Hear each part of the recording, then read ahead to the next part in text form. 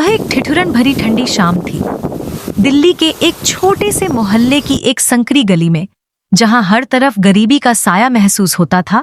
गुर्जा लगभग 35 वर्ष का व्यक्ति था, लेकिन गरीबी के कारण वह अपनी उम्र से अधिक बूढ़ा दिखता था। गुर्जा की पत्नी पारो चूल्हे के पास बैठी थी।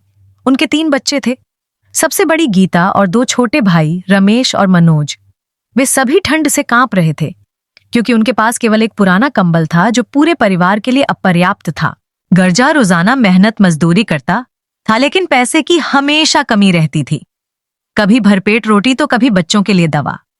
और उन ठंड के दिनों में वह बच्चों के लिए गर्म कपड़े भी नहीं खरीद पाता था। एक दिन गर्जा ने अपनी बीवी से कहा, पारो, ये जिंदगी हमें कहीं नहीं ले जा रहे। मैं सोच रहा हूँ कि काम के लिए किसी दूसरी शहर चला जाऊं। और यहाँ हम किसकी भरोसी रहेंगी? ये जगह भी छोड़ देंगी तो हमारी हालत कहाँ बदलेगी? गर्जा के दिल में उलझन थी, लेकिन वह जानता था कि कुछ न करने से उनकी स्थिति और खराब हो जाएगी। अगली सुबह वह नौकरी की तलाश में शहर चला गया। वहां फुटपाथ पर बैठे मजदूरों के बीच वह खुद भी शामिल हो गए। दिन भर सर्दी में इंतजार के बाद उसे एक काम मिल गया, एक अमीर आदमी के घर में बर्फ हटाने का। वो काम तो मुश्किल था, लेकिन गर्जा ने पूरे दिल से काम किया।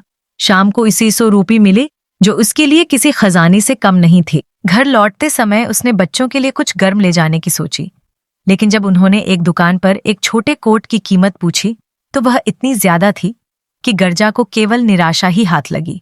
आखिरकार उसने एक सस्ता कंबल खरीदा और भारी मन से घर आ गया। बच्चे गर्जा को देख कर बहुत खुश हुए। गर्जा की गुर्बत ने उसकी ख्वाबों को छोटा कर दिया था, लेकिन उसके दिल में अपने खानदान के लिए मोहब्बत हमेशा बड़ी रही।